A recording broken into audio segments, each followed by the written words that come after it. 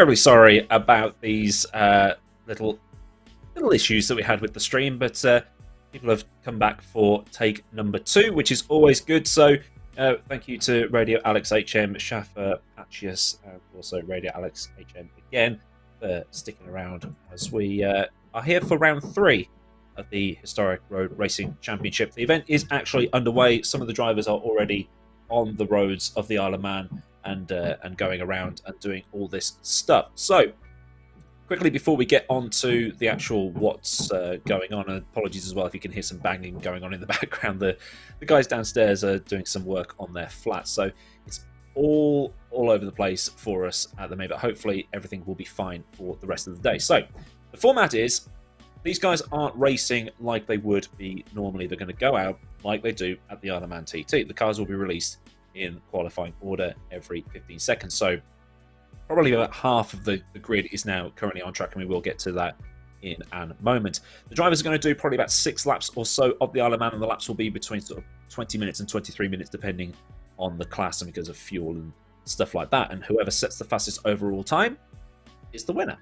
It's a bit like a rally, basically.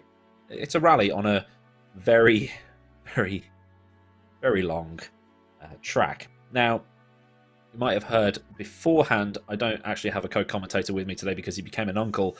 So congratulations to Zach. So he's not here today, so he's off doing family stuff. So it's just me for the whole thing, which we'll just see how all this goes. So Jackson Robillard was fastest overall in the qualifying session. We should probably go live to some actual cars on track in a moment.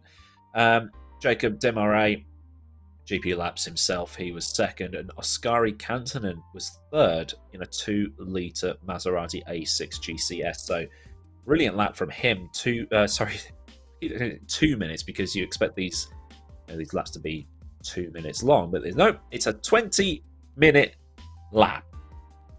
What a lap! So again, I say once again, thank you to everybody that is here.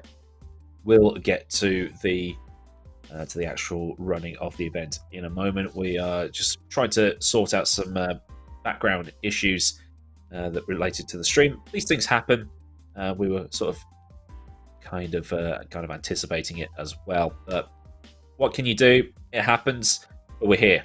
We are here and at the Isle of Man. Maybe I should do the actual intro again, because it was a brilliant joke I'd written into that. John Dunn said that no man is an island. What about the Isle of Man? Who knows? But anyway, Nightbot is doing its thing because I've got that set up for the Formula 4 race later on tonight, so that's going to start shouting at you that I'm racing at Silverstone. I'm not. This is the Isle of Man. And like I say, you've got people like John McGuinness and Joey Dunlop, names that I only knew already about an hour ago when I did the research for the intro. But I will give you some track facts that we will look at over the course of the day. There have been over 100 Isle of Man TTs held, and actually my head teacher back in 2007 binned off the whole school to go to the race in 2007. You need to be in for your GCSEs, but I'm going to the Isle of Man. Still a bit salty about that, to be honest. And it is probably the world's most dangerous racing event. 200 people, or over 200 people have been killed, and 5 were killed just this year. There has only been one Isle of Man TT without a death since the Second World War, and that is 1982. But we've got cars racing around here today, and 1954 style racing cars, which I think we're going to cut to in a moment.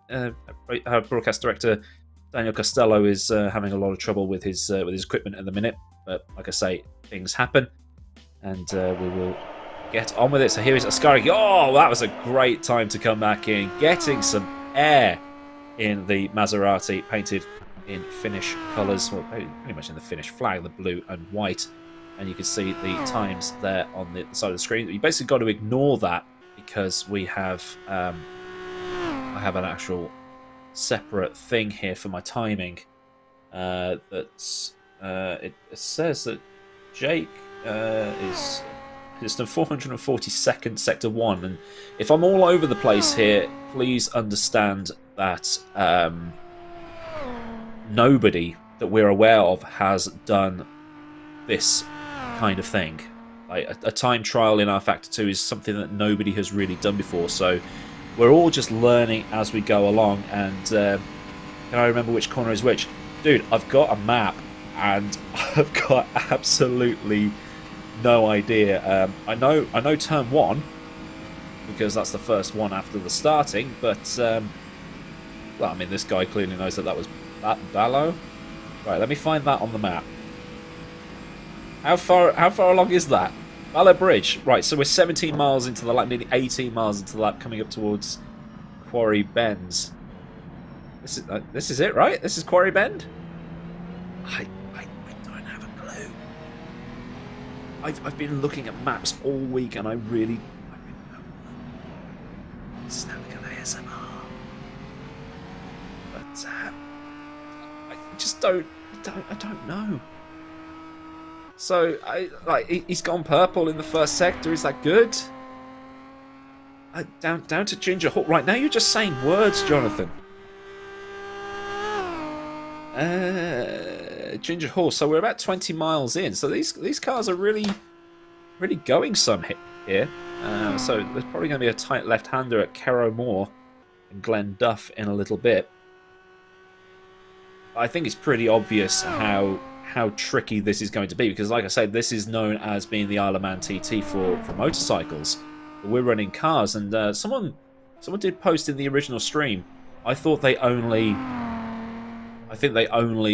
race motorbikes here. Only motorbikes are allowed. But what if I was to tell you that in 1953 they did race cars here, and that was at the British Empire Trophy in 1953. So only 1 year prior to these cars being around.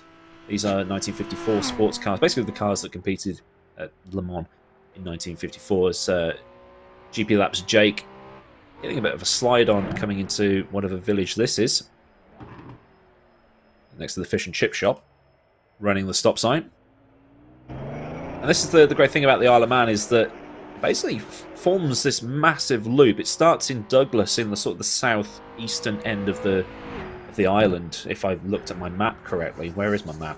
There it is. And it sort of goes round to Ballacrane, and then up towards Ramsey, and then back down again towards Douglas. So it almost goes to probably the three major settlements on the island, being Douglas, which is the capital, Peel, and then up to Ramsey, but it just sort of turns off and then goes over the top of the mountain, which I think is like the later part of it. But so it looks like okay, Parliament Square. So Jake is probably just over the north end of the circuit right now and going to start making his way back down towards Douglas. You can get involved with the hashtag, the HRRC there. And yes, it streams on a bit of a delay, so by the time he's gone into the next corner, I'm not really keeping up. So I think the class leaders are correct there, but we're not going to know until they start crossing the line. And they're doing, it says they're doing 10 laps, so 6 or 7. Like I say, ladies and gentlemen, this is the first time that this has ever happened that we're aware of. Jake getting the power down on the exit of the hairpin there, which looks, I think that might have been like Gooseneck or something like that. So he's coming up to sort of the country roads here. No speed limits on these roads. You see that sign on the British mainland? That would mean that you were able to do 60 miles an hour up here. Here, unrestricted, completely unrestricted. Go as fast as you want, but in this case, it's go as fast as you can. We've added that extra element of competition. This is where we get up to the highest point of the track, which I believe is about 1,300 feet, which for numerics is 422 meters above sea level. That'll be at Halewood's Height, which is just beyond the bungalow at sort of mile marker 31. So you may recognise this little stretch of road from episodes of Top Gear, driving cars up and down these roads, things like that. I love how chat is just saying words in the chat, identifying the correct points of the track. But like I say, you guys are probably about 30 seconds behind me, so I appreciate the help. But it's basically you're just going to be looking at cars. and Jake driving on both sides of the road to try and keep things going on, and probably doing over 100 miles an hour up here, which is all going to be a little bit crazy, really, because of the fact that if you make one mistake at these speeds, you are you're gonna stack it and end up upside down in a going down the embankment. Is this commentary only, or will I also be racing? I am only doing commentary for this. I'm not a sadist. What these guys have put themselves through is remarkable. That they've taken the time to learn these tracks. Well, I say these tracks, this track in particular, and they're also going to target Florio later on in the season, which is going to be absolutely mammoth undertaking. So there's 2 time trial races for this, as Jake sets a 421 second middle sector. Again, I'm not going to know anything until they cross the line, so I've got no clue how they actually do this with the real TT, getting very close to the edge of that brickwork on that bridge there. This is very Top Gearish now, isn't it? So good. And like I say, trying to put themselves through all of this, crossing a railway line, I believe that is, under a bridge. Must be absolutely breathtaking to see the motorbikes go flying up here. I'm not really into motorbikes at all, so yeah, it's a bit weird watching cars go flying around here. I have tried to drive a car around here in a set of course, but I'm on a smaller version of this track. And there you go, you see Jake just sliding around there, trying to keep the car on the road. And apparently with this mod, pace notes are included in English, French and German to help you learn the track. Jake flying around a long left-hander. I think he's probably heading back down the hill now, so these cars will have been released in qualifying order, so at some point you would think that cars are going to catch up to each other. So just as a reminder, so Jackson Robillard went out first, then Jacob went out second, Oscar Canton in third, Scooby fourth, Nick Helm in fifth. That's not the comedian, by the way. And then Simon Freilich, you might know him from other leagues in R Factor 2. He did FSR one year, a couple of other leagues, and then we've got Matt Wright and Mark Ziedler in the 3-litre class. So they might catch up to each other, overtake each other if cars make mistakes, or big mistakes to spin out and things like that. You've just got to keep the car on the road. And do I go out and absolutely marmalise my tyres over the first lap, or do I just survive? We had 38 starters at Spa. We ended up with 16 come the end. Right, we're at Kate's Cottage now. Where's that? Oh, we're near the end. Right, there's a tight right-hander coming up, which will be Craig Nibar, I believe. I don't know if that's how it's pronounced. So we're already about, what, 4 miles? Oh, yep, says right there. Well, that's probably a good place to watch. I bet that place gets rammed, that pub. Sort of whoa, getting a bit of a slide on, Jake. And it's downhill towards Brandish and Hilberry. So he's only about 3 miles from the end. So apparently this is the end of his first lap.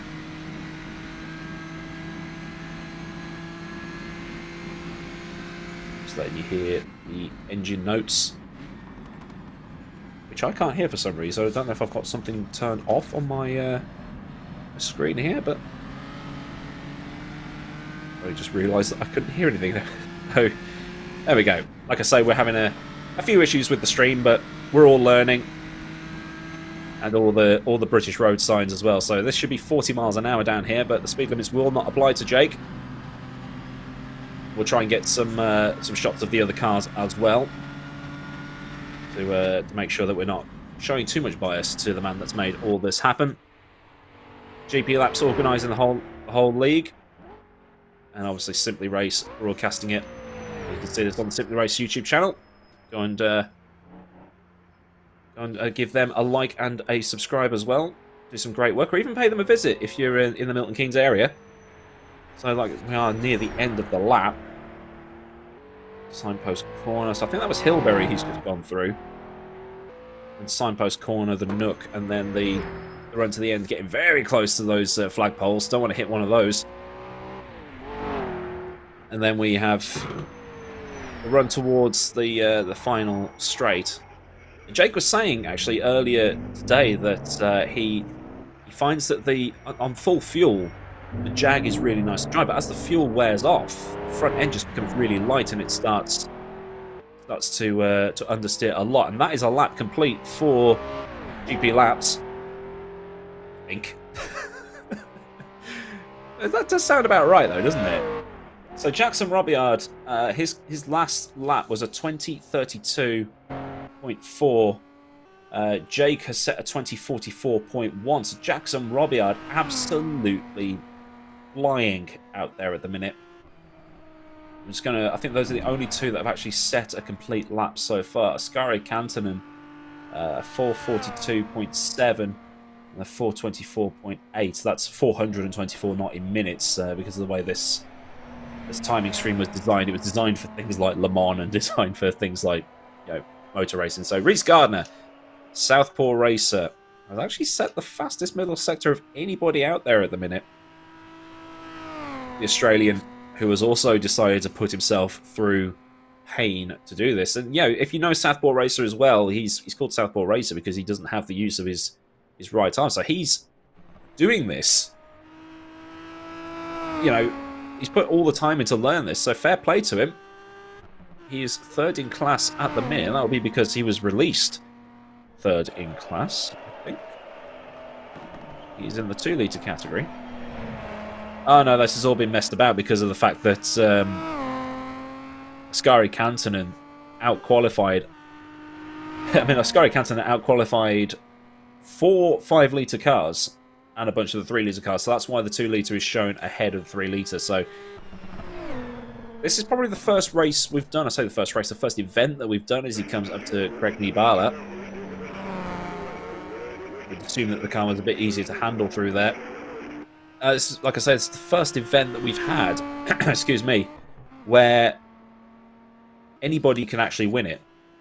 Before, it was basically, the 5-litre cars would just overpower everybody. But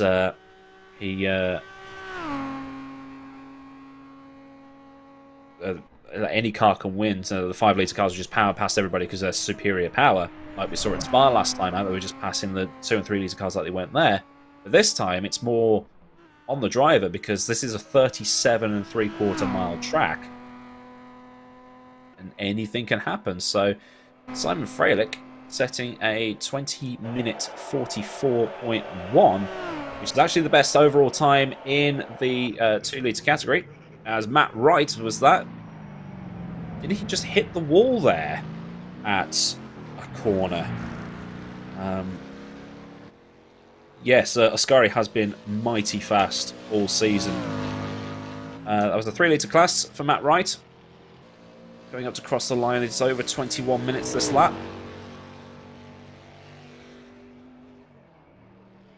Finish line just there past the pit lane and that bridge. Mark Ziedler in the Merc. Beautiful looking car. This track is available on the Steam Workshop if you want to give it a go for yourself. Actually runs all right. It was originally designed for Grand Prix Legends. I mean, you can probably tell that from the 2D sprites that have made up the rest of the scenery here. Very nice recreation.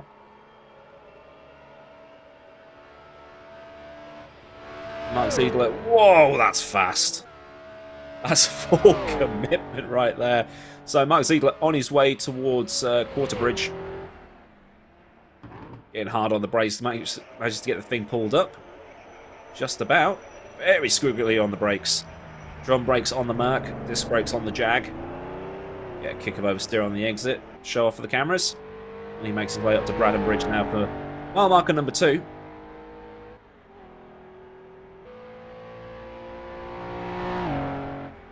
I can only imagine what it would look like to actually be in that car, driving through the left-hander and then the right-hander.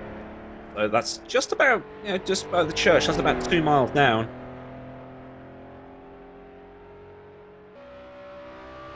sort of follow what's going on here. Actually, if we can get like an onboard and just see how mental this place is. All commitment from this Merc. We saw Casper Stolzer absolutely ragging the Merc around Spa last time out, and had a bit of an issue with his computer during that race. It was very good drive nonetheless, leaving Douglas now. I think. I think we need a map. We need a track map in the corner. That would make everything a little bit easier for everybody. I wonder how many people are running SimHub with a track map and things like that, so they can get an idea of where they're supposed to be on the road. Keeping it all the way to the left, so you can throw it in for this right-hander. Try not to hit the stuff on the outside. And this looks terrifying from a car perspective. What's it going to be like on a motorcycle? Do they have to do a pit stop? Radio Alex HM, I think they might have to. Maybe, I think only for fuel though, because these are bias ply tyres, so they'll last forever. And we have a retirement in the 3 litre class. Bayer is out. Martin Bayer in the Gordini T24. I think that might be, well, it's the first one that we know of to actually crash out of the race. We were expecting that at some point. We're expecting some drivers to lose the car at some point. Ami Costa is in the pit lane.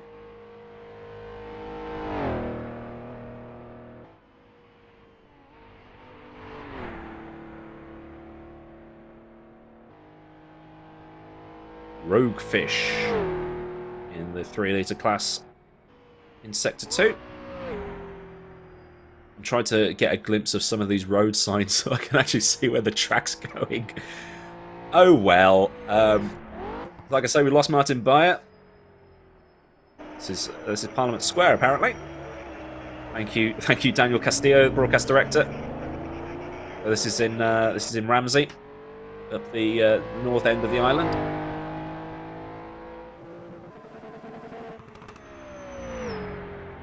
Robiard's first lap time, well, his best lap time, Taka, is a 20:32.4. Jake's, as you say, he's done a 20:44.1. So yeah, Jackson Robiard is on fire today. Martin Bayer didn't crash. It looks like it's a disconnect for him. So actually, thank you, chat, for helping me with this, because this is very useful for like little things like that. Jackson Robiard on board now in the Ferrari, painted in US blue, because he is from the United States. Hard on the brakes. There's a bit of a switcheroo bit here. Whoa, okay. I think I saw that bit on the TT once when I was just watching random highlights on ITV. Seeing them get up and basically do a wheelie. Now, Jackson, like I say, is driving with the car in US blue, and this is the cool thing about the series, is that there aren't any, like, no sponsor liveries or anything like, not like what you'd see in what I'm going to be doing later with the Formula 4s or anything like that. It's like you can paint the car in manufacturer colours, or you could have had a red one, or you can paint it in his national colours or the colours of his city or something like that. So, for instance, I could have a British Racing Green Jag, but I could have a black, red and white stripe on it, because that's the colours of the region of England that I'm from. So, Jackson Robiard currently in Sector 2 of the track. I'm assuming he's over the western end of the circuit at this point. So Todd and Austin were unable to start due to connection issues. Ryan had a crash, as did Martin. Austin Birchfield also out with a crash. Pod got a DNS right at the start. Oh, that must have been gutting.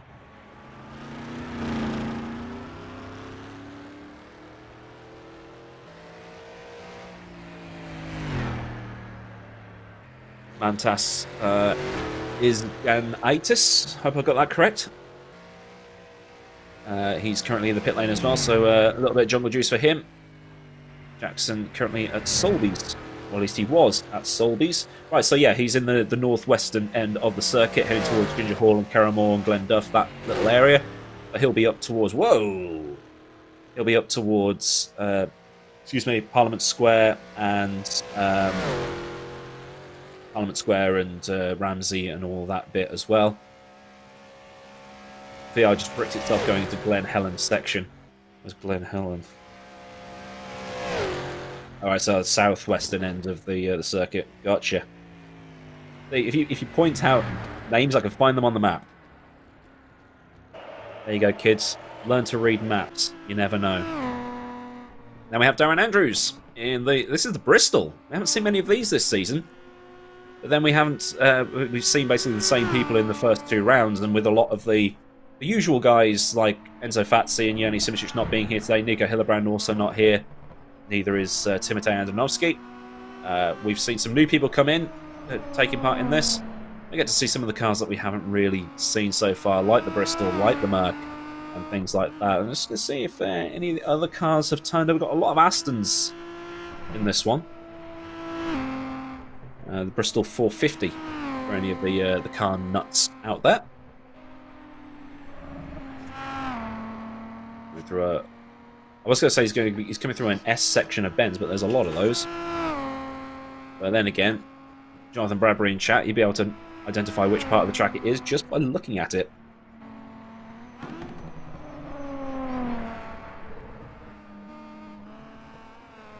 Oh, that's a clip of the wall on the exit. Hopefully that hasn't really done his steering in, because that's not going to be... Not really going to be doing his car any good if he's going to be sat in the pit lane getting that fixed. Was Ascari fast in the first lap? Ascari was fast. Ascari's best lap is only 3 seconds slower than Jake's fastest lap. Ascari did a 20:47.1 versus a 20:44.1. Which, that's quick. You can pretty much see who's going all out and who's taking it safe, because, to be fair, Jake's going to the top of the leaderboard, whatever happens today. I thought the TT was for bikes only, and what is this game? This is R-Factor 2, and they did actually race cars here in 1953. It's part of the Empire Trophy back then. It's the only time they've ever raced cars on the like in a massive capacity. Like I say, I'm all over the place at the minute because nobody's really done a time trial before in R-Factor 2. Would be cool if they could like put some code in that would... Yes, there we go. That's thumbnail worthy, is it? Eduardo Beninca. Sort of a staple of the series so far in the 3 litre category. And if you're wondering why it says 5 litre, 2 litre, 3 litre and not in 5, 3, 2, because the fastest 2 litre car is ahead of the fastest 3 litre car. Put this into perspective, Kansanen did a 20:34.4 in pre-qualifying. Fastest 3 litre car was a 20:48. That's nearly 14 seconds faster. Someone needs to slow this Ascari guy down. Beninca in sector 2 here, 9 minutes into the lap, so he's pretty much at the halfway point. Yay! The Romanian judge gives him a 9.4 for that. So you can see the social media tags up there, and do share this about. A lot of support for this league, which has been absolutely great.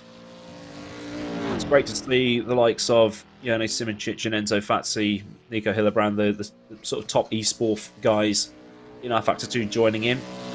There was that worry that some of them would turn up and take it far too seriously and win by 500 seconds, but they just turned up, had some fun, took it for what it is, the banter that it is. And that is the current standings, the mid-race results. Jackson Robillard ahead of Jake Desmarais. Nicholas Hem, that's 5 litres. Nicholas Hem, and then there's your Sorry, 3 litres. I'm all over the place at the minute with all these bits of paper that I'm trying to keep an eye on. Yeah, that's it. 3-litre class, and then we'll have the 2-litre class for you in a second. There we go. Ascari Cantonen absolutely obliterating that. Simon Freilich having a really good debut in the series. Reece Gardner in 3rd position as well. Silverwolf, who has been pretty much dominating the 2-litre class, down there in 7th place with Liski, Vladimir Kodryavsky, and Frank Verplanken. And in pretty much what is the Maserati Cup, with a few Bristols in there as well.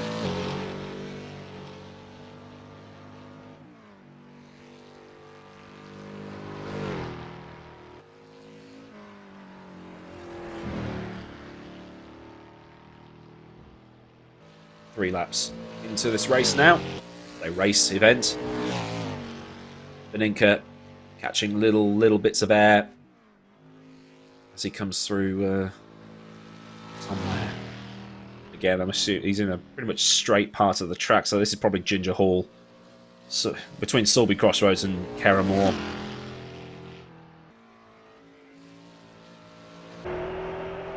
This is where I need another commentator.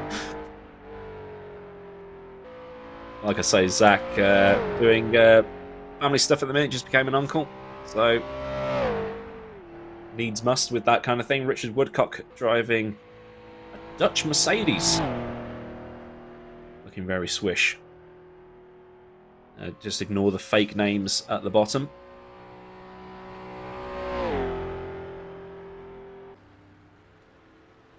Scooby now in the Ferrari. This is on the run up the mountain and back down the mountain, back towards Douglas, so he's probably about halfway. You can see traffic just ahead there. I'll find out who that is directly in front of him. It's Nicholas Helm.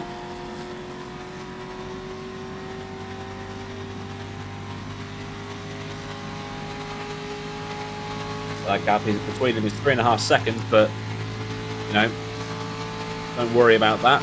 And also the other thing to take into account here is that overtaking other drivers is going to lose you time. You've got to try and find a way past. I don't know if Jake's given them the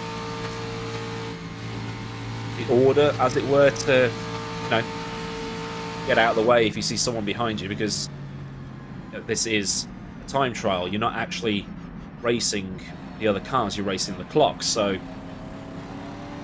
there is literally no point to trying to go 3 wide or 2 wide into Parliament Square or something like that, because you're just going to lose so much time and get yourself wiped out. So it's the very scenic part of the track. Like I say, you may remember it from Top Gear as they come up to Black Hut. Is that even labelled on my map? No. It is not. So this is, like I say, new for everybody. The rules are slow car to the left, pass on the right when it's safe. Okay. Basically the same rules as it is on a UK motorway. Stay left, pass on the right. Awesome. Cool. In fact, considering that this track was made for Grand Prix Legends and then ported to R Factor 2 and other sims like that, it's looking very good. Across the railway line. Here we go, Frank Godrecki. Oh, passing slower traffic. This is what we were talking about before. And then Frank Godrecki driving the Aston Martin. All of these cars, basically modified versions of the AC Cobra that came stock in R Factor 2, made to look like Jags and Ferraris and Astons and things like that, and then given fake names to avoid the copyright police.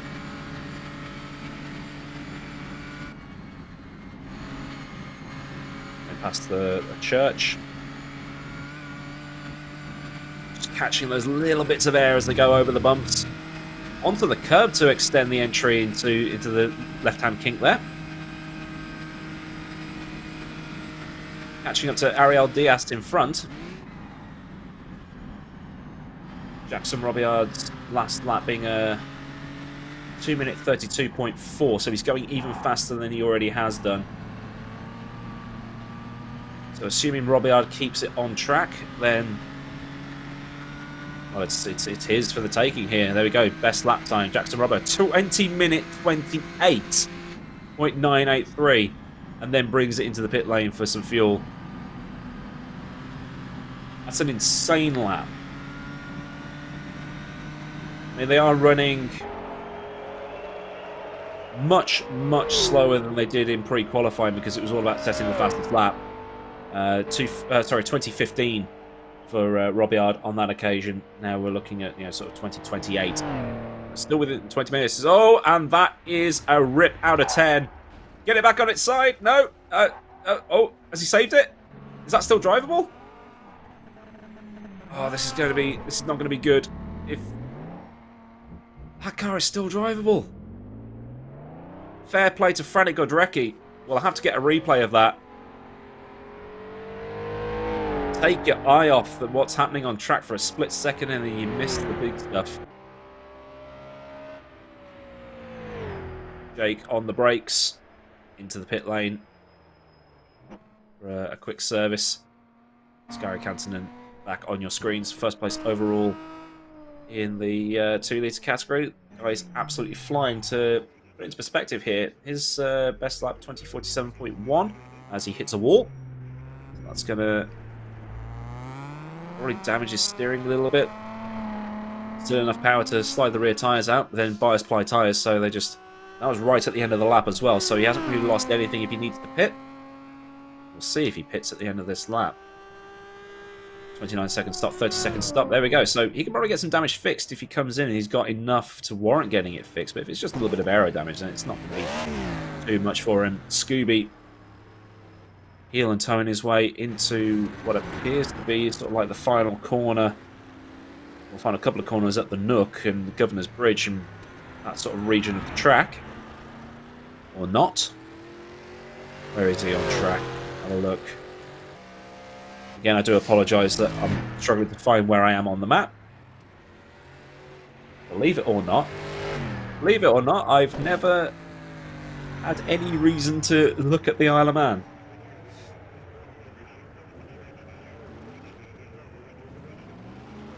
Try and find my... There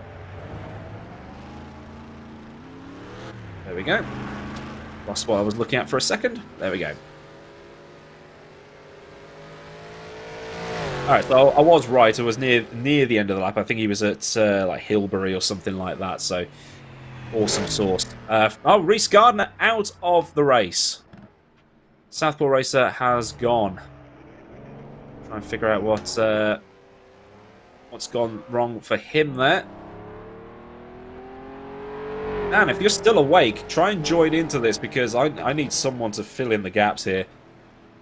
This is mad stuff. But it's different, and that's what we like about it. Scooby and Helm in the pit lane. Gardner out the race. Going to be absolutely gutting, especially with the amount of time that people have put in for this. Freilich setting the best lap time overall in the 2-litre class here, as he also pits.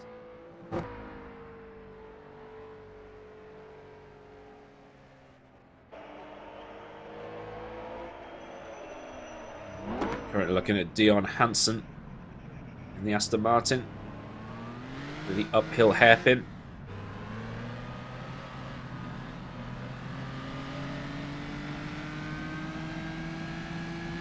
Well, to give you some background on the track, Ryan, as we watch Hansen sort of heading back down towards Douglas here.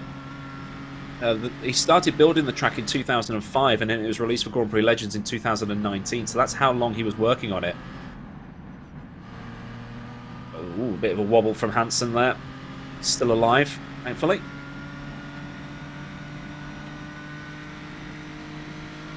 And then ported from Grand Prix Legends into R-Factor 2, which is what we're using today.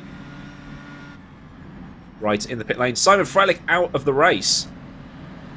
People dropping like flies at the minute. And stand-up comedian Josh Widdicombe in chat saying that Reece hit a solid bollard on the mountain and ripped a wheel. Easily done.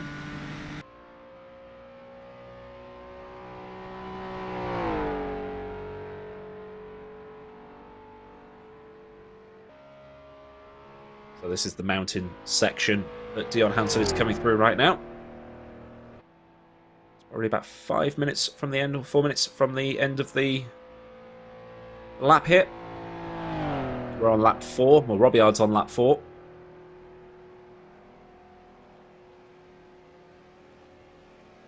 Just trying to get some of these times available.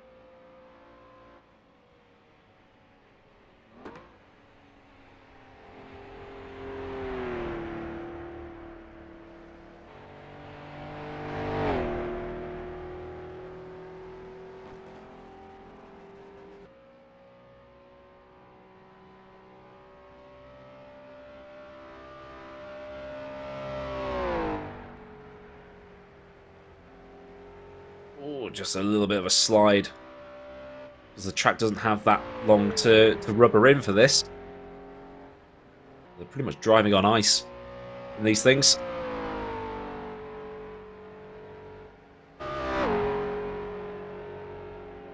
Doc Slappy. What a name. He's about 10 minutes into his lap, so just before the halfway point, as that was Cantonen in front of him.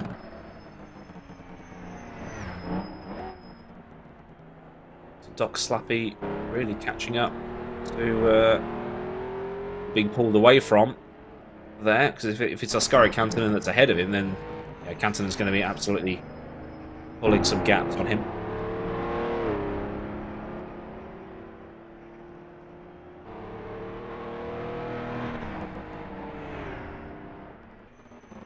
Keep forgetting that I've got this timing screen on the other side, and it tells me who we're looking at and who's in front of him. So yeah, so Traogat in front of Doc Slappy here. Moved out of the way of Doc Slappy. Not a doctor. And then in behind Traogat is Salami, everybody's favourite sandwich filling. So there's a lot of there's a lot more crossover in the 2 and 3 litre class. Just to give you an idea of where everybody is overall. So you got Jackson, who's first overall and in first place. Jake's in second overall. Scooby is third in class, but he's in fourth. Nick Helm is fifth overall, but fourth in class. You got Bambi Costa, also in 5 litre. He's in 16th place. And the final 5 litre class is 21st overall.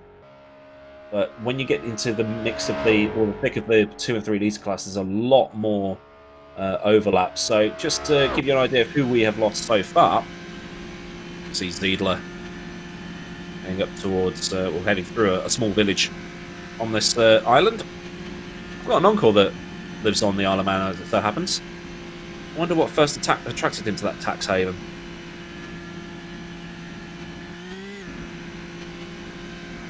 We have lost Austin Birchfield, Ryan Kane, Nate Cowan, Martin Beyer. Dion Hansen has DNF'd. That must have happened as we went away from him.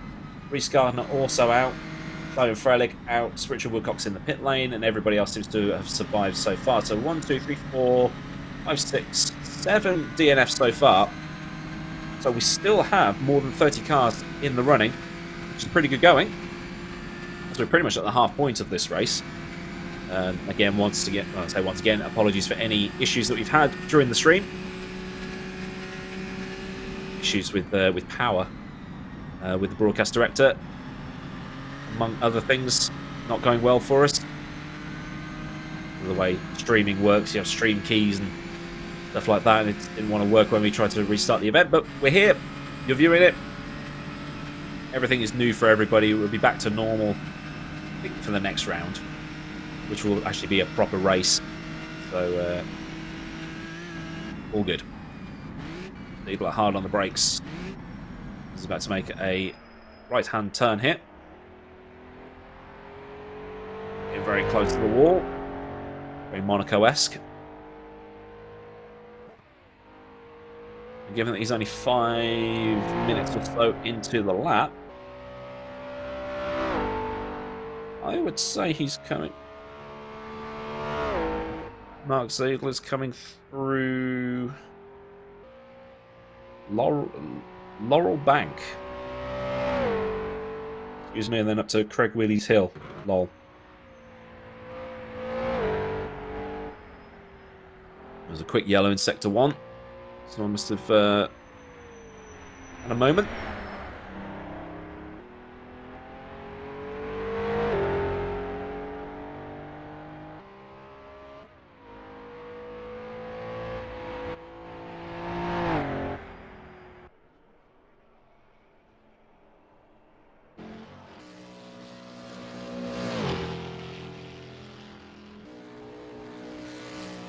The mini Gordini's on track now.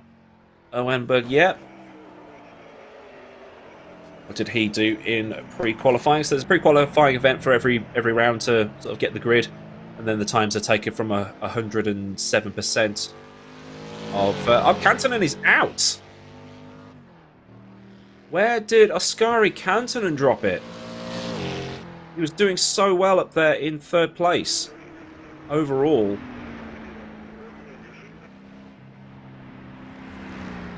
Has completely lost it. I'm going to try and grab as many replays as we can of these incidents and accidents, because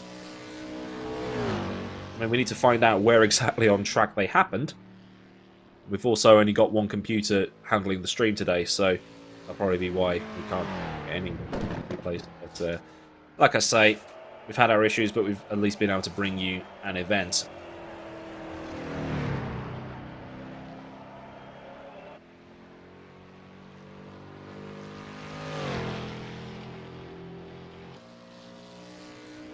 Yellow in Sector 3, that's been quickly cleared. So Owen Bergier, fastest lap so far is a 21.07. His previous lap was a 21.25, so he's dropping off a little bit.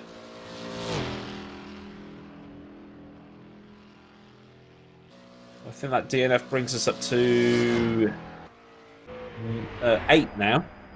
So we're down to 30 remaining. Nikolai B. This is coming down the mountain.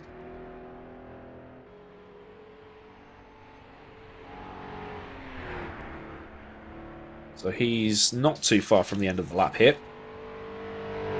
Well, he's cleared Cragney Bar. Probably heading down towards Signpost and that area, Hilbury. Trying to find... Probably not even that. It's probably Dukes. Or Windy Corner. So, yeah, it was around there. I got it right. Nice. I'm getting good at this. Danish flag painted on the Merc here. Give this next left-hander nice and slowly to make sure that no doings are transpire.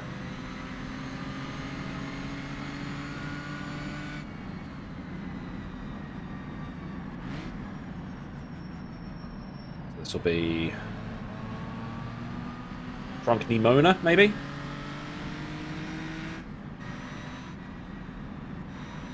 .33rd milestone. So it's Keppel Gate, Kate's Cottage, then Cragney Bar down the bottom of the hill.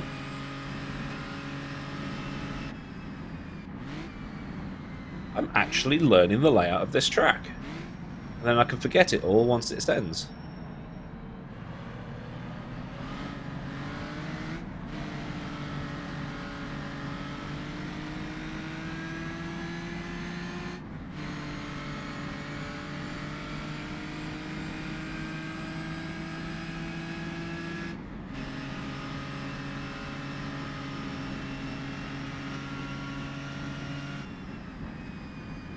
Some good updates coming in from chat. Jake has made it to Parliament Square and Ramsey, so that's at the top end of the track, so he's probably a few minutes behind this. We'll we'll try and bring you updates from as many drivers as we possibly can. Like I say, we're only running one computer for the stream.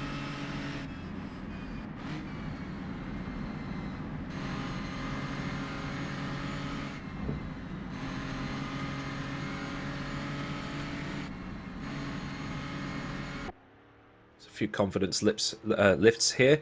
Jackson Robillard dropping a huge amount of time in sector 1, so pit stop maybe? But then somehow goes 2 seconds faster in the middle sector. Because who else but Jackson?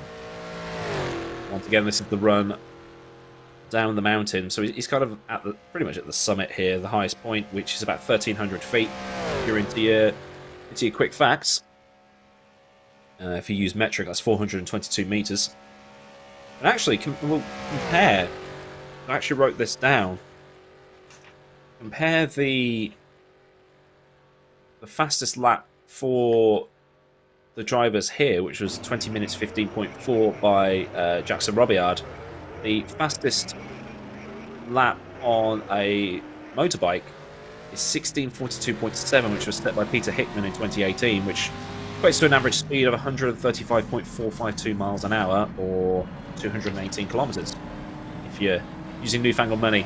Scooby, now. This looks like Ramsey to me. Temptation was there to turn right, I think.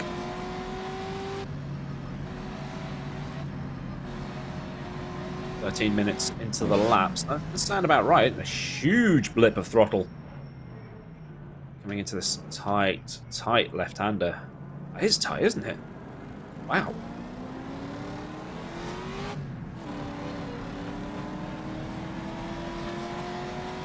So that would have been the hairpin.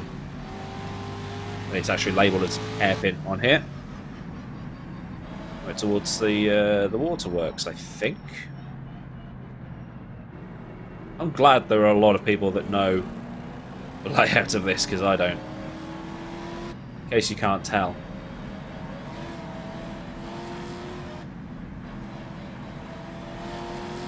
Just leaving Ramsey.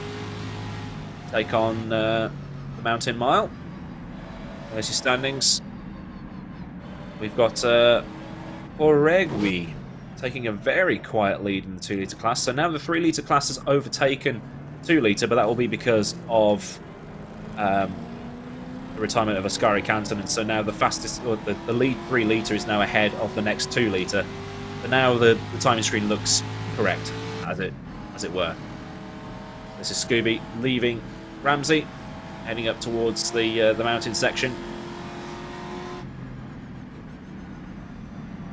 Very scenic part of the track. Don't want to catch one of these banks because, I mean, we've seen it before, looping the car and doing cartwheels and stuff like that.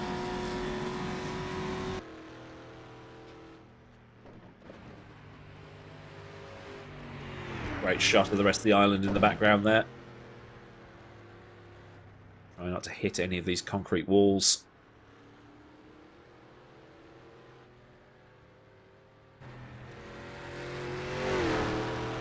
Up the Joeys and Guthries. This is about 27 miles into the lap.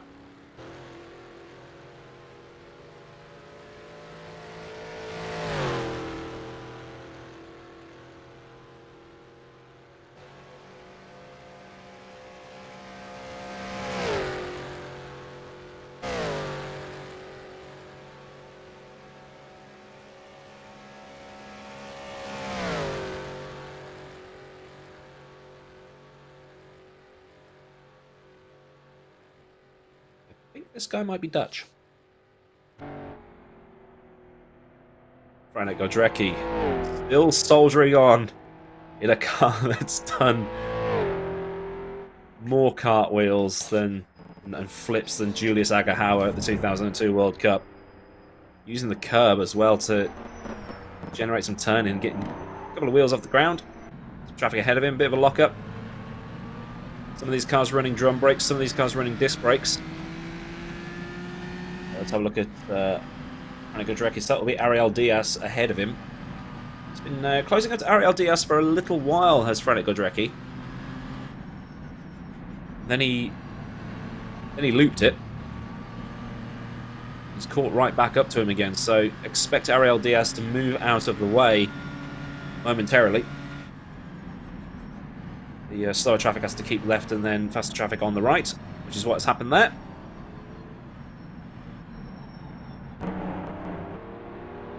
Very well communicated between the two drivers. Everybody's looking to survive. Apparently this is the Glen Helen, one of my favourite bands. I love the song Jump. Also Ice Cream Man and Eruption.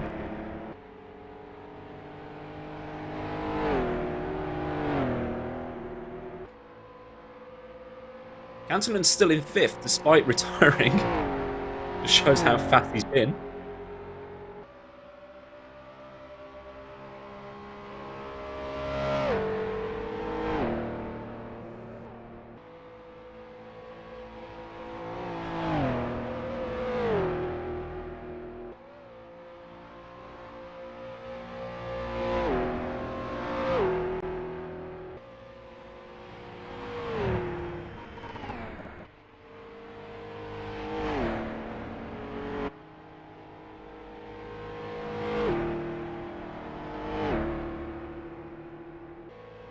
Another quick yellow in Sector 3.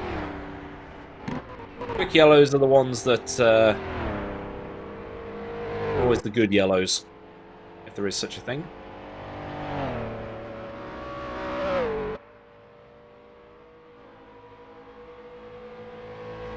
Let's keep moving into 5th in the 2-litre class.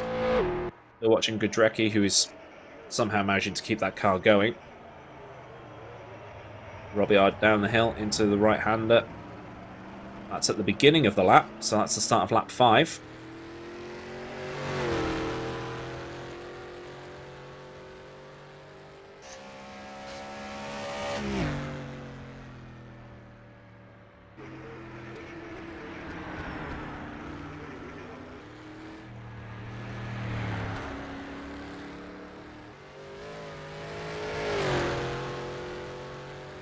Lap 5 of 10. Halfway there.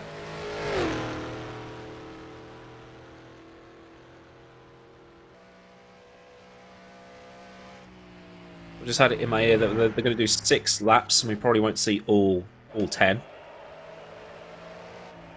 I was thinking it was going to be 6 laps, but then it was, and then I saw 10, and then I just got very confused. So,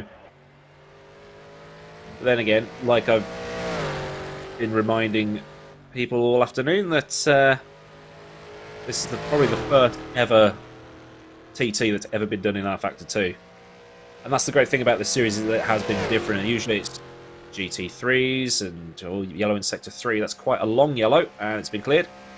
That's Juan B. Costa gone. And Nick Helm gone.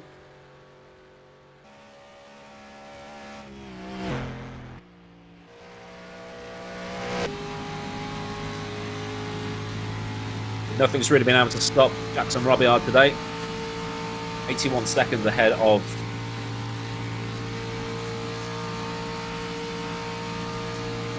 Jake, but again, it's total time rather than time between the drivers.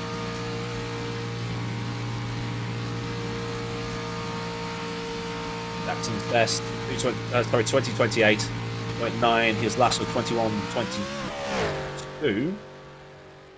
Losing time. Jake's best lap 20.34. Last was 21.30.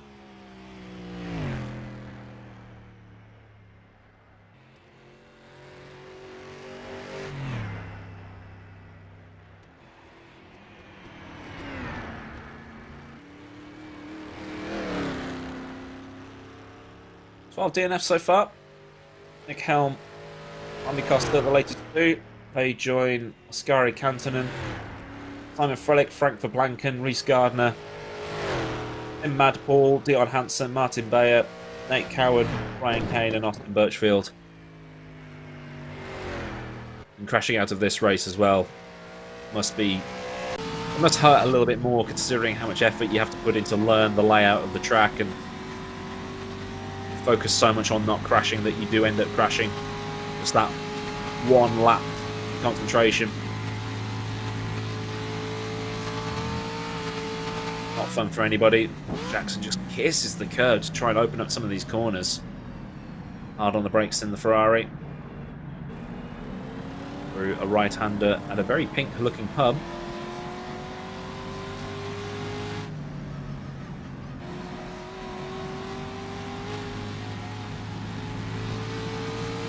Still reckon that they should have run this in the wet, just to see what happens.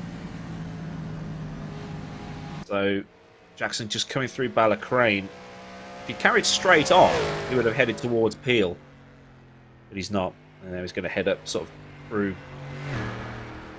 I guess, kind of like the middle-ish bit of the island up towards Ramsey.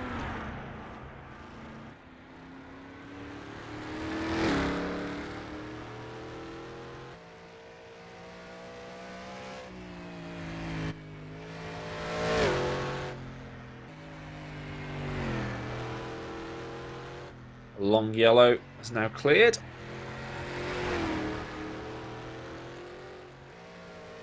Yellow is back. Hopefully not for the same driver.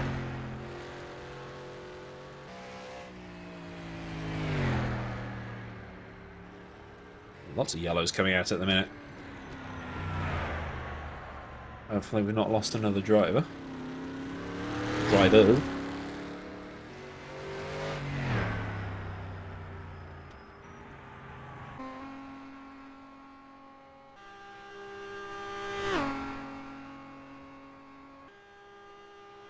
Vladimir HRRC, painted in Ukrainian national colours. Drivers allowed to run manufactured colours, or they can run the colours of their country, their city, their county, their region, just to make it a bit more immersive. So no sponsor liveries allowed, all national colours. Had another DNF by the sounds of things. Franek Godrecki has finally retired. Looks like he parked it. Doing very well to carry on after rolling the car. So maybe he had some damage that he just couldn't drive around anymore. Maybe it was him that brought out all those extra yellows. And then it's like, oh, it's too badly damaged. I'll pull over. Class leaders there, Robiard, Wright, and Oregui. Although take that with a pinch of salt as more yellows come out. Because we're looking at overall time rather than the actual positioning of the cars on the track. Apparently Franek's engine exploded. That's a shame. And then here is the leader of the 2-litre class, Isidoro Horegui. Or Horegui? I do apologise for any pronunciation butchering that's happening this afternoon. He's just coming across the line to complete the next lap. See what time he's set. So he's in the 21-minute bracket here. Pulls it in for some fuel. Luckily, the pit stop line is just after the timing line, so you don't lose time by pitting. You just lose the time from the next lap, which is pretty cool. Dan Andrews, the Australian, and the Bristol. Huge blip of throttle into what appears to be Quarterbridge, maybe. Probably not. That's not the right corner. Ignore me. That's the wrong part of the track altogether. This is over the top end of the circuit. Or ish. Yeah, he's just... Oh, no, that's the end of the circuit. GG. That's another lap down for the Australian, pretty much.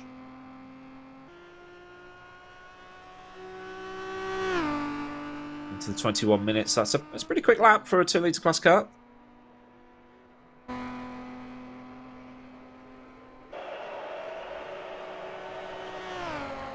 What we're essentially seeing here, ladies and gentlemen, is hot stinting.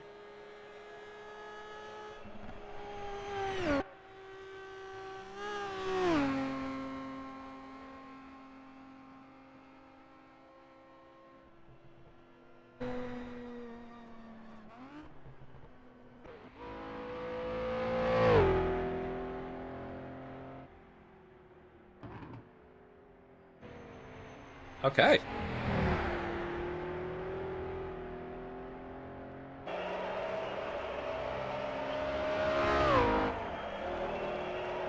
we've actually that okay was me talking to my broadcast director, because we've actually got Southpaw Racer available for an interview. We're just trying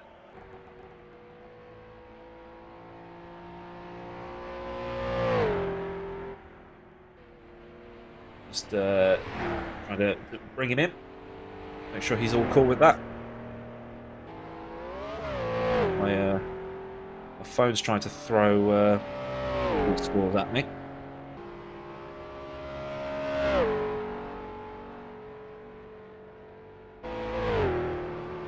Jackson is now on a flyer, 3 seconds up in the first sector.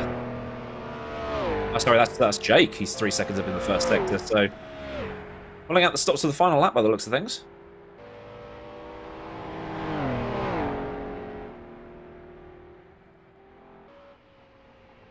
Just getting around the lap traffic. Semi holding him up, as per the rules. Lap traffic keeps left. The overtake's on the right, which is the laws in the UK. Get some air on stream.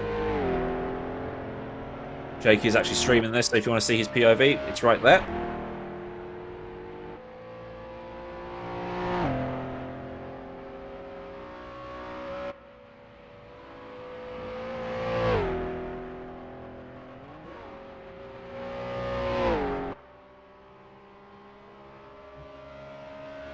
Yellow's coming out again in Sector 2. We'll keep an eye on that, see what happens with any retirements. Don't see anything happening at the minute. There's Yellow's...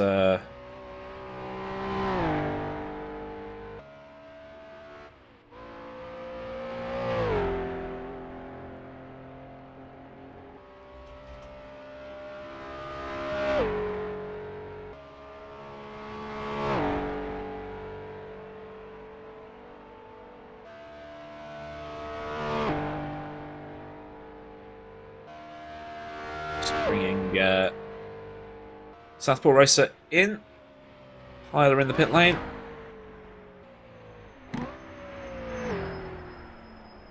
We'll drag Southpaw Racer in momentarily to do 101 different things at the same time. I keep one eye on the event and one eye on everything else.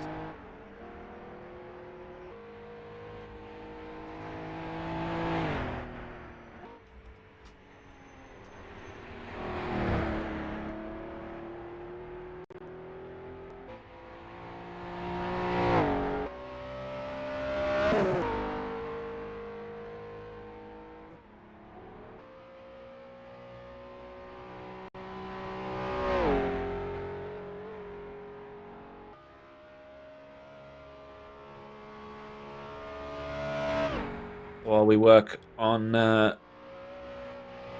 getting Southpaw Racer in, we'll just remind you of the way this event works.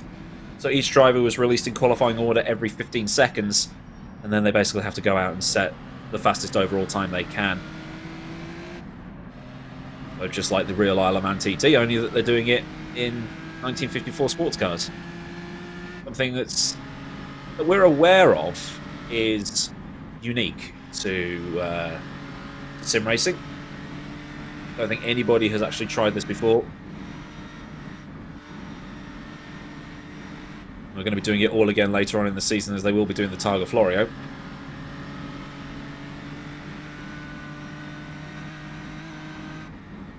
That one's going to be even more difficult to keep up with the old track map and where they actually are on the lap. Jake flying around the lap at the minute.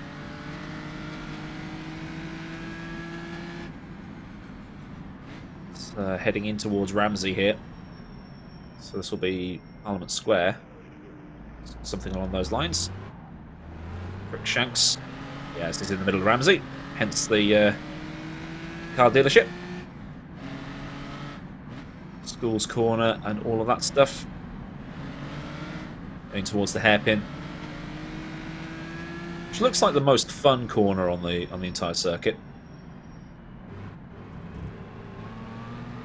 vaulting the curb, try and cut the corner, straighten the exit a bit.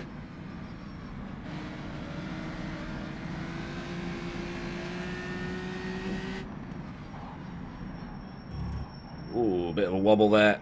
Oh, he's overshot the corner. Oh, he almost ran over a man.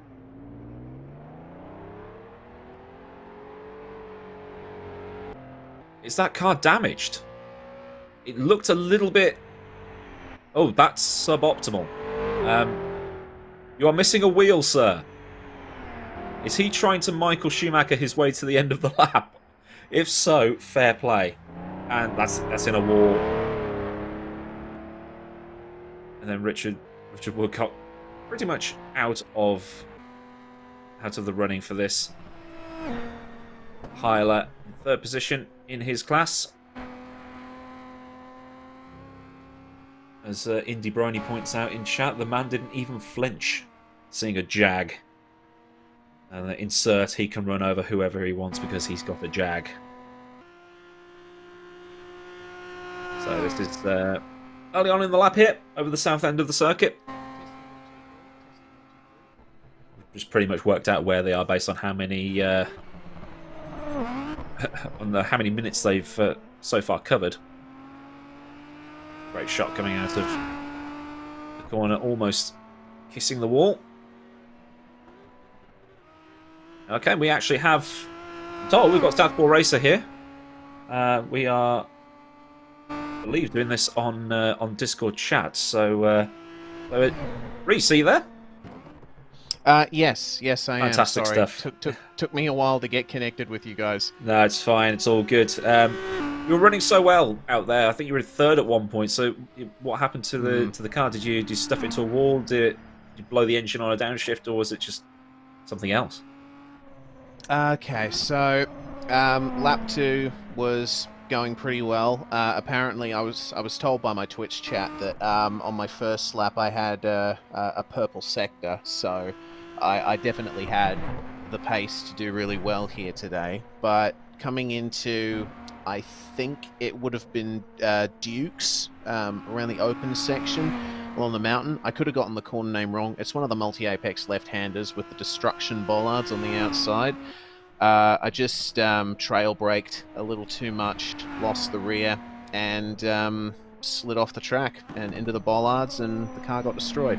How many laps / hours do you think you put into learning this place?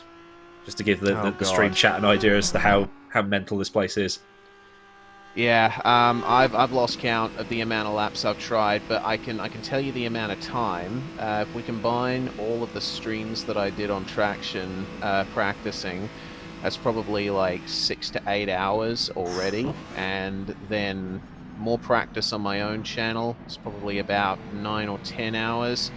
And then there's pre-qualifying. That was another 4 hours as well. So yeah, I think a bit over 12 hours worth of lapping and just learning the track, and that's not even counting some of the other sessions I've done where I just didn't have time to complete a whole lap, or I had a crash along the way.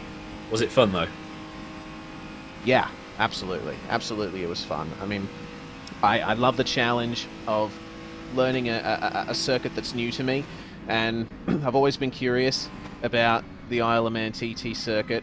I've watched onboards from years ago, and it's just amazing what they do in real life at this place. So actually being able to learn my way around this place, okay, this corner's Ballacrane, this is Kirkmichael, this is what those commentators mean, this is Ramsey Hairpin, I have context for this place now. So it's been really valuable for me. Would it be good knowledge going in towards Targa Florio for how you learn this place? Because Targa Florio is a little bit longer, I think. So are you going to try and learn Targa Florio in the same way you learned this place, or is it going to be a whole nother method of learning for you? I think it's a little bit of both. I think that I've already done some practice on Targa Florio. I have managed to at least complete a lap. Which is obviously good, but I think the fact is Isle of Man might be a little bit more difficult to learn, I think, all up. But at the very least, with the Isle of Man, you have sections you can break the track up into. It's really easy for you to tell what part of the track you're at, and that's not exactly the case with Targa Florio, and a lot of the corners are roughly the same radius and speed at that place as well. So yeah, we'll see how we go. I'm going to keep practicing for Targa Florio as much as I can, but my focus will be about 30% on Targa Florio for the next month, but 70% on Dundrod, because I'm feeling really good about the Maserati there. Oh, fantastic stuff. So we'll definitely see you for the rest of the rounds of this season then. Yeah, absolutely. I entered this championship intending to take part in every single round, and, you know, barring something horrible happening in the personal life, or, you know, the world ending or something like that, you can guarantee that I'll be there for every round to come. Fantastic stuff. I'm doing it from Australia as well, so it's like, what, midnight there at the minute? It's currently 11:30 p.m. I'm on Wow. the west coast of Australia, Yeah. So you know, it's not as bad as it is for drivers on the east coast. Well, we'll let you go off and have some food and a beer or whatever, and we'll look forward to seeing you at the next round. All right, thanks very much, Aiden. Cheers. Cheers. All right, Southpaw Racer himself taking part in this competition. Like I said, he's here for every round, so fair play to him for doing it at the time of day that he's doing it. And fair play to DDF Racer as well, who is on that eastern coast of Australia, with it being after 1 o'clock in the morning, and joining in for this. Apparently, I've also been told that we're up to about 14 DNFs now, because we've lost Salami on top of Nick Helm, which is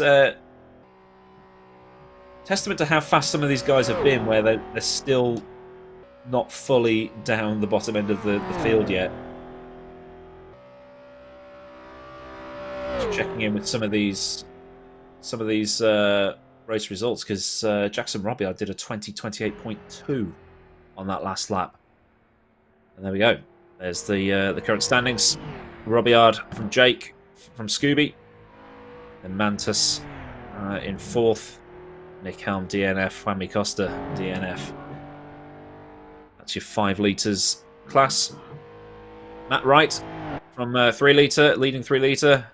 Mark Ziedler in 2nd. Eduardo Beninca in 3rd, although take these with a pinch of salt because it's over. It's total time with this thing rather than actual position, because they were released at 15-second intervals. So we'll figure out how it all works at the end. Probably tune into the GP Laps YouTube channel and the GP Laps Discord as well to get the actual results. I'll probably put them up on my community tab as well.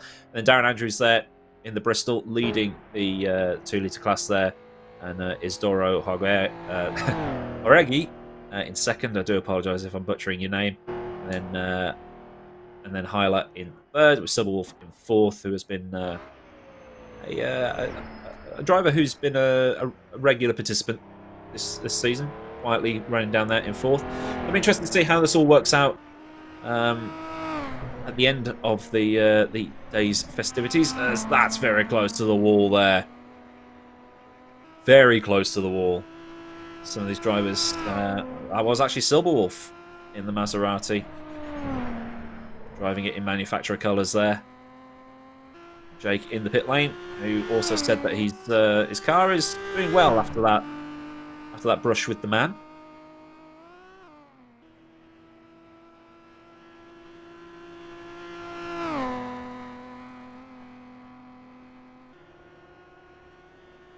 Two-litre car sounding like an angry bee.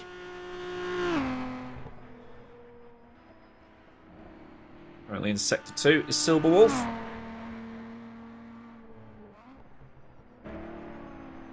Trying to work out exactly where he is on track. About 11 minutes in. Probably about 18 miles into the lap or something like that. And there we go. He's still going. Fair play. It's the Giga Chad strategy here. The Mercedes still running on 3 wheels. Going for full Lewis Hamilton Silverstone 2020 simulator.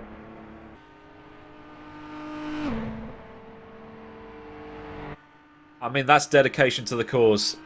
Carrying on. Yellow in Sector 3, that's cleared. Well, this should be the final lap of the race, you would have thought. Each driver doing their 6 laps. And then their total time being taken. So the 10 laps is basically to allow anybody being lapped to complete those 6 laps. I've just worked it out in my head.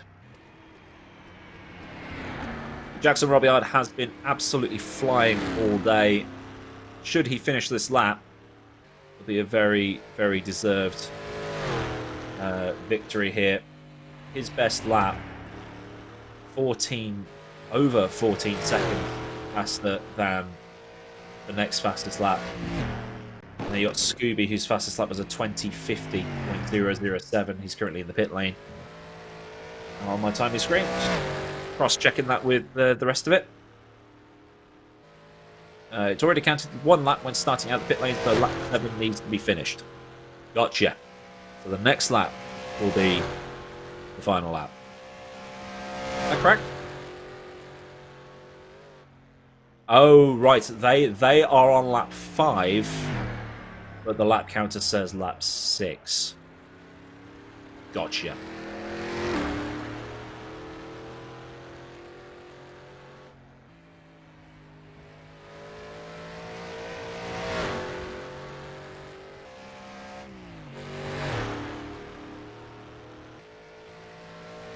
Had a roll, lost 19 seconds, only body damage, but you lost 15 kilometers an hour top speed. Frantic. Gotcha. Right, I understand that. Doing no more mistakes and then your engine blew up. Happens, doesn't it? Jackson finishes on lap 8. Confirmed. So there's another 2. So once that finishes, when that ticks over to lap 8, we've got ourselves a result. So still got 2 more laps to complete. 1 more lap after this, isn't it? Just tried to... Right. Gotcha.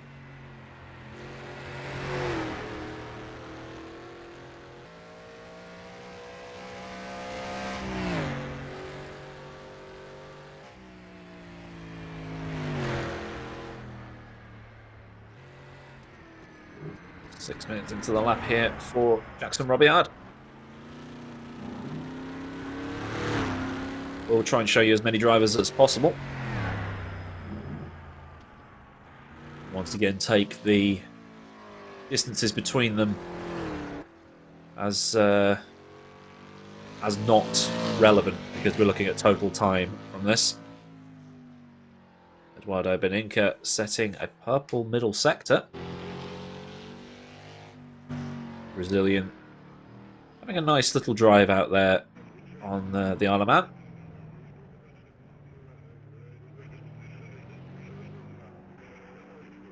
Nice immersive sounds as well with the commentator. Not this commentator, but the commentator coming through the PA system. 15 years it took to make this track. It was released for Grand Prix Legends back in 2019. As Beninca pulls into the pit lane at the end of the lap. Decent lap from him. Nikolai Bogatrev.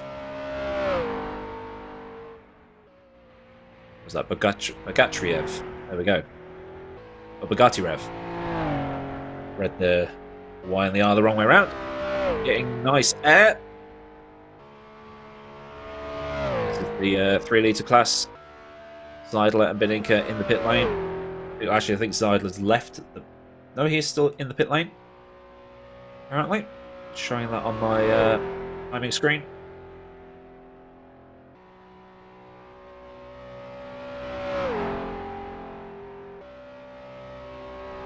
Seidler now leaves the pit lane. Beninca still there, 41 seconds stationary. Seidler retakes second place. Field very much spread out at the minute.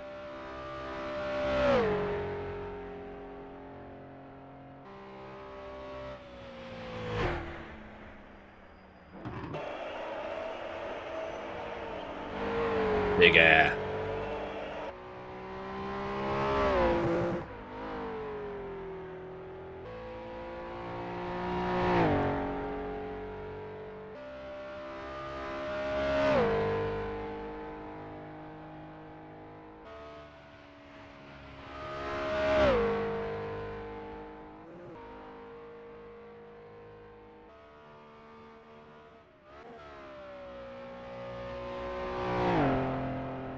Once again, thank you to everybody who has turned up to watch this. Thank you as well to Simply Race for making the broadcast look very, very nice.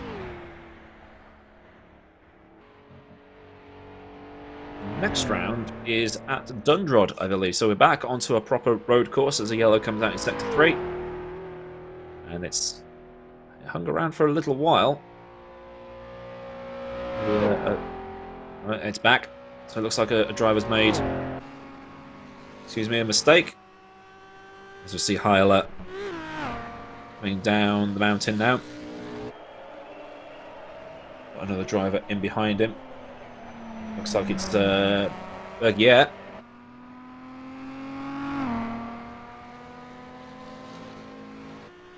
Polish colours followed by French colours.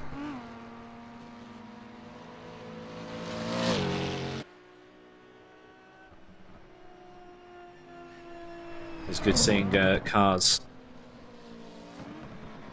within visual distance of each other as they come through.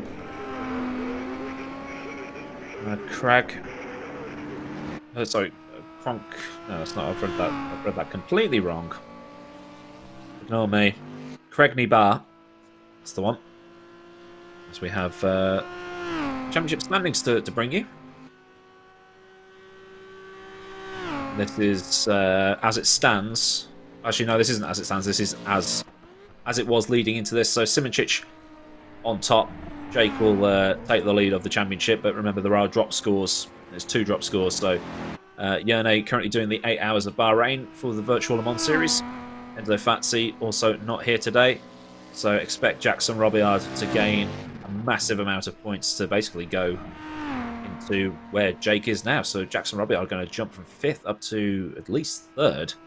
Oh, actually, he should go into 2nd, or joint 2nd with Simoncic, because he'll have a point for being fastest overall in qualifying. So Jackson going to be gaining bigly on everybody around him, subject to him finishing the race. As Hyla goes straight on into a wall. Is that car still drivable? It looks like it is. R-Factor 2, if you buckle your steering a little bit, you're going to be driving at 45 degrees, and that's the 5-litre class taking shape there. Robillard should gain about 10 points for this round. Rajasu not here for this round by the looks of things. Godrecki crashing out of this event in very spectacular fashion, as there is that Mercedes still going, determined to finish. That is Rajasu, sorry. Oh, he is here. Okay.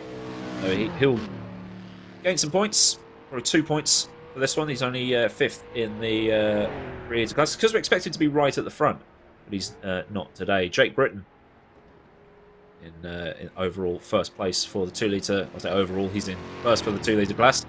Silberwolf in 2nd. Skari Kantonen beating it out of this event, so no points scored there.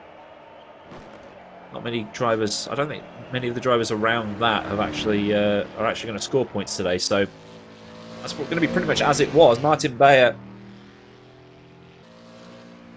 there as well. Nico Hillebrand.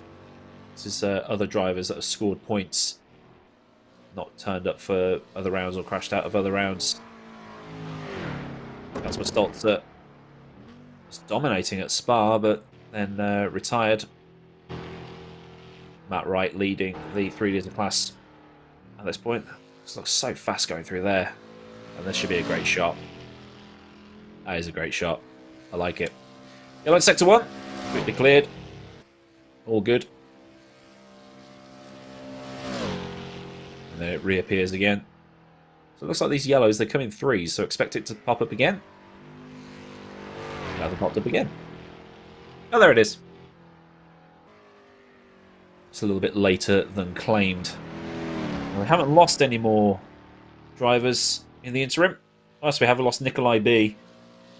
Rogue Fish was another one. We've already established that they'd not finished, so I think we've pretty much 1, 2, 3, 4, 5, 6, 7. Lost 16 drivers so far. We've pretty much lost. We have lost half the field. Robillard currently on lap number 5 of 6. Matt Wright almost getting onto the embankment, and these onboards just look great. Getting air, getting light as they go over the over the humps here, like there. Full on Nürburgring levels of jumpage. Yellow flags coming a little bit more often. A little bit concerning. Just quickly check the timing sheet. No, everybody's still there as it was. I think it's just drivers getting wide, hitting walls, dipping onto grass, that kind of thing.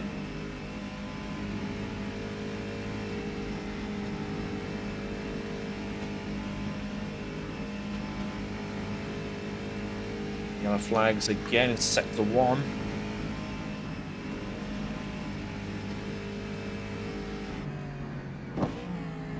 Hard on the brakes. Drop a gear. Just making sure you get the car under control, because you get a lot of air off that bit. And Bergier is out now as well. Lost another driver. We are now into the final 50% of the field.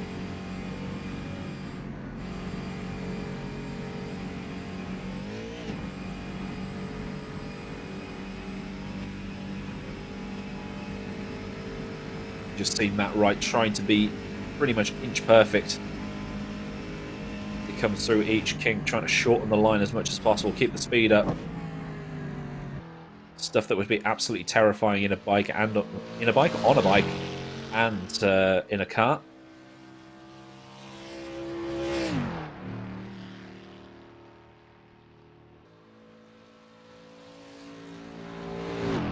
Fair play to every single driver that has taken part in this. So we look at the Welshman Toby Johnson in his Merc. This is over the sort of coming back towards the end of the lap now. 20:52 is the target time for that class. Setting personal bests in Sector 1 and Sector 2. I do like this part of the track, very scenic. Trying to keep the car off the grass. The track hasn't really had any time to rubber in either. With the way our Factor 2 works, has dynamic rubber. The way you drive the car is where the rubber will go. We're about 33 miles into the lap here. Come past Kate's cottage. So this will be Cregney Bar at the bottom of the hill.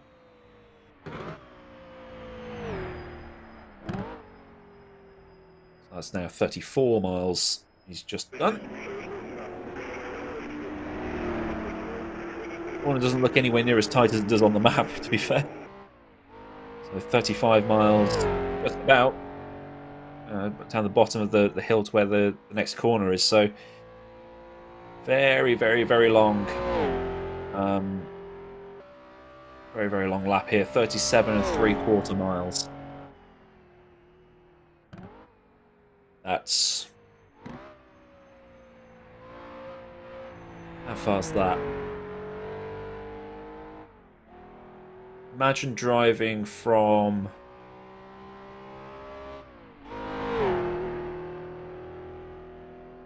Imagine driving from Peterborough to Long Sutton and back again. 30 miles there. Well, 37 miles there.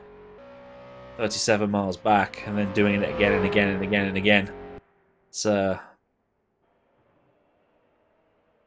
probably a nothing comparison because you need to know where those two places are, but if you look it up on a map, Probably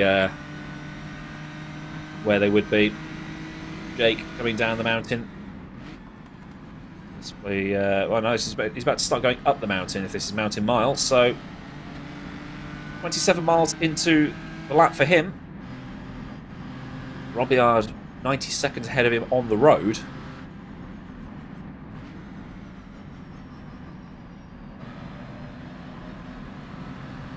Across the railway line.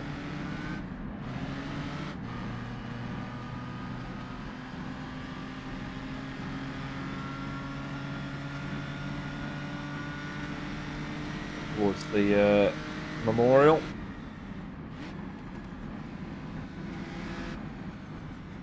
can hear the downshifts and all that stuff as he tries to keep the car under control. We have seen him in a wall once today.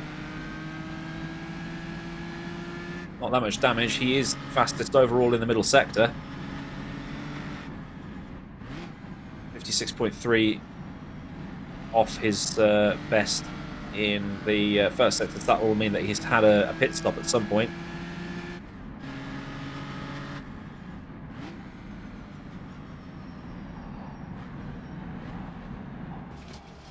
Oh no, Jake! Gives the car a bit of a wiggle just to test the steering out. I think he's okay.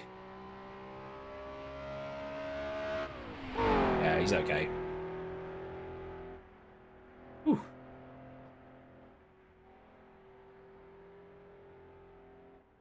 That's twice we've been on with Jake, and he's had a little moment, but he's still running, and that's the good bit.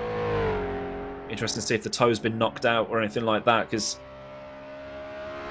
even a bit of light damage on the rear, and you can have issues. I got a little bit of a bonk on the rear suspension in a Formula race at Monza. Braked for Ascari, and the car just looped. It was fine up until that point. So Jake on the way back down the hill now towards Cregny Bart.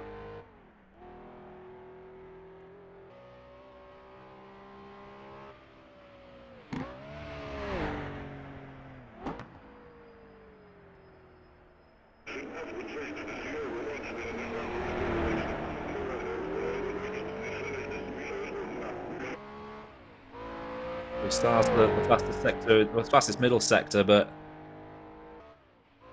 not going to do his lap time any good come the end. With 2040 into that lap, Jackson Robillard now just finishing the lap. So this will be the last lap now for him. So we are approximately 21.5 minutes from the end of this run for Jackson Robillard here.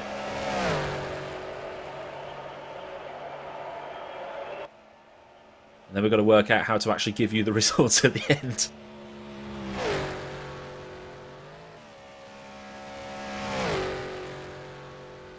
I want to see if that Mercedes is still going on three wheels. So while Jackson Robillard has been dominant today, with his lap times and everything else, there is still the matter of an orange Mercedes driving around with the left front wheel missing. Matt Wright apparently decided not to turn up for this corner. There he is.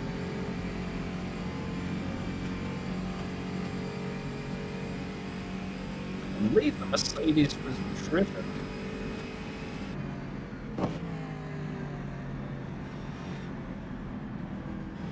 Richard Woodcock. How was it? No, it's second two.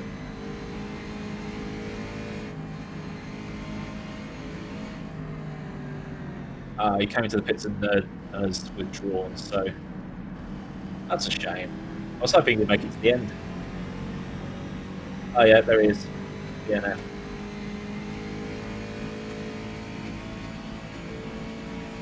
So we've lost yeah, Woodcock from that group. Doc Slappy getting promoted into a couple of extra positions here.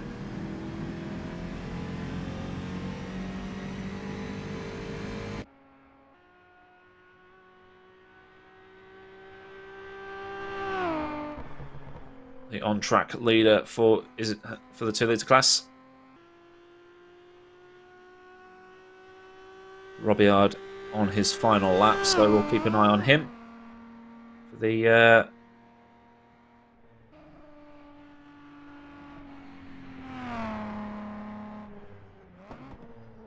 so this is coming down the final bit of the circuit for Egwy.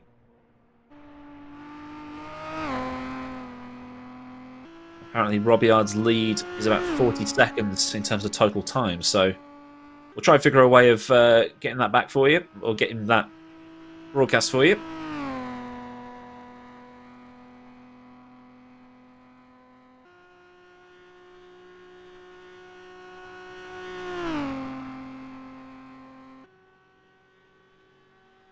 So I've just found the top 5 unofficial standings so far are Jackson, Jake, Scooby, Matt Wright, and Eduardo Beninca, and that's the overall top 5. Ian Monroe, who is working behind the scenes trying to put it all together. Huge blip of the throttle there. This is Mantas Isganitis, who is currently running 4th, and I think that's the last on track of the 5 litres.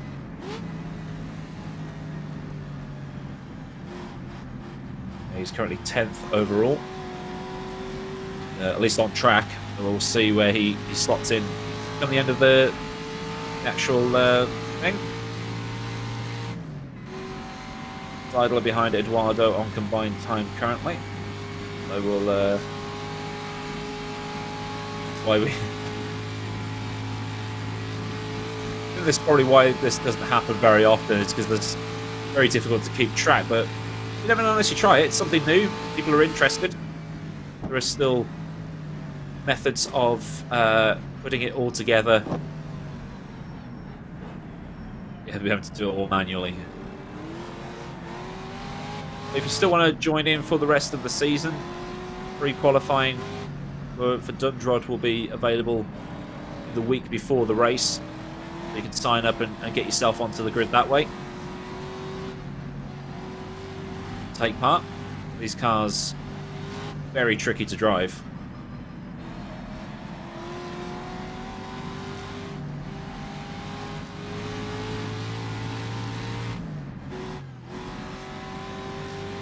Gets some air and runs it through a tunnel of trees.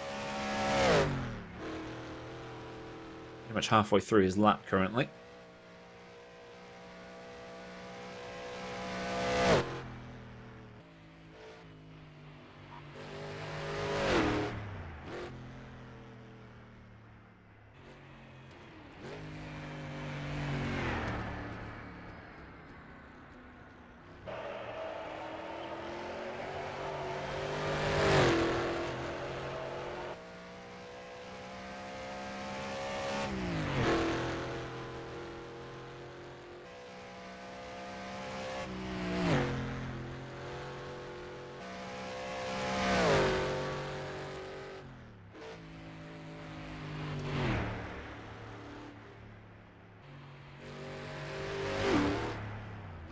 Checking the timings right now. It looks like Robillard is still in the first sector here.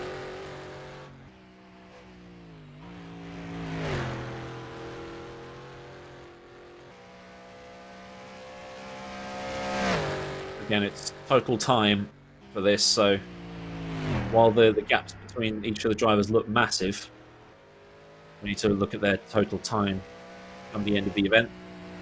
All been done old school. Which adds to the immersion of the fact that it's a 1950s racing series, having to do everything manually. Mantis just coming through Ramsey now, the north end of the island.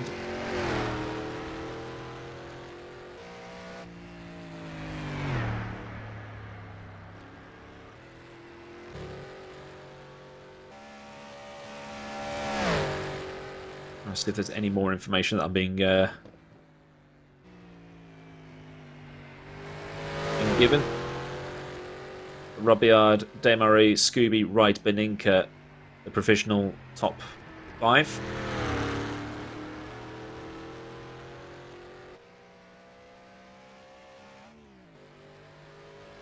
Had 16 non-finishes so far, including Austin, who did not start. So that would be Austin Birchfield. Jackson going all out in the first sector, 1.5 seconds up, or just over 1.5 seconds up. Absolutely flying here, right on the edge. Now, does he risk it all on this final lap to secure the win? Or does he take it semi-easy? We'll find out when we get to the end of Sector 2 to see what happens.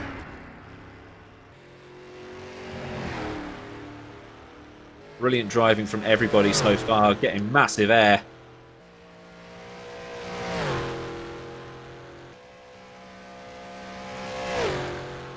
The restricted speed limit sign coming out of the village.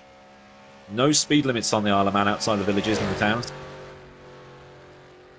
That was almost a loss. Almost lost the back end. Jackson Robiard appears to be right on the edge of adhesion on this final lap. Is he looking for the fastest lap? Or does he go, maybe I should slow it down a tiny bit after wobbling it in the way that he did just then? On the brakes. He's going to get some big air here. There we go. New spine, please.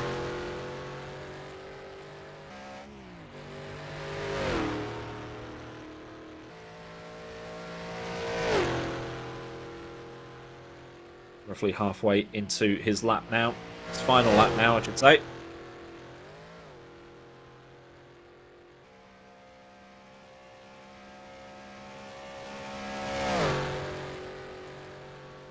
At the end of this lap, expecting to pull into the pit lane, and that'll be it for him. Beninka in the pit lane, taking on some fuel for the final lap.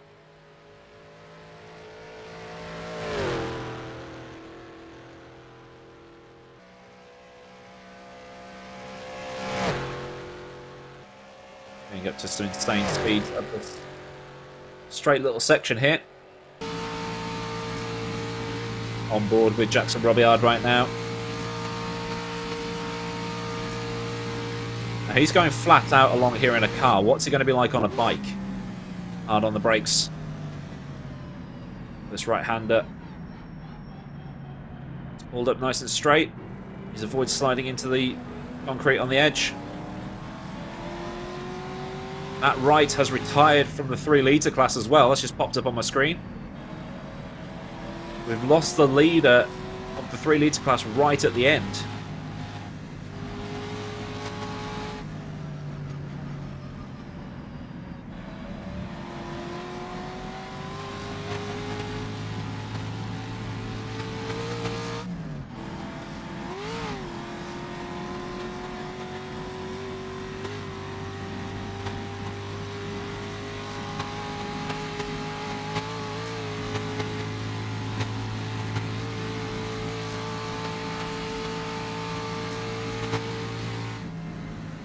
The engine just hitting the red line, slowing up, trying to get the car to turn in. All mechanical grip. And even then they didn't have much mechanical grip as well. Certainly no downforce on them.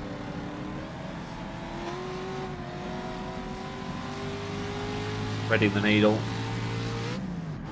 Jackson Robiard seems to be a guy who's learned this track pretty well in the run up to this event. Also present at the Spa.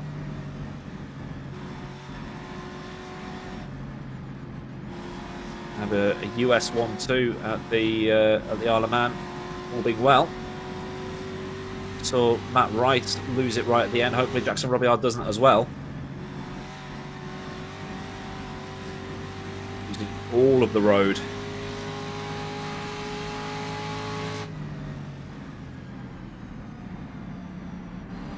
Underneath one of the purpose-built footbridges so that spectators can cross the road without getting in the way of the bikes. Coming up on some lap traffic here as he enters Ramsey for the final time. A very tight right-hander. That's the car dealership. Underneath another one of the purpose-built footbridges, as we see Scooby now. Coming through Sulby, I think this is. Because he's going flat out. I think it's just process of elimination now.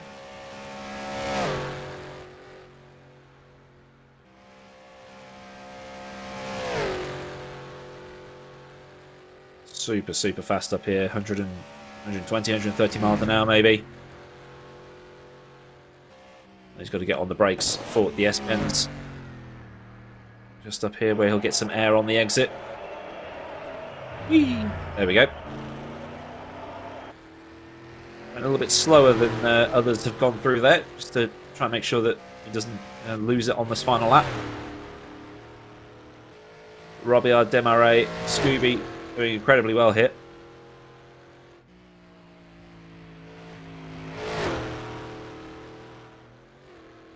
Like I say, everybody that's finished this race has done incredibly well. Everybody that made the grid has done incredibly well. Anybody who learned the circuit has done incredibly well. It's been a huge event for sim racing, this one. Cars at the Isle of Man. I don't think anybody has ever done this before.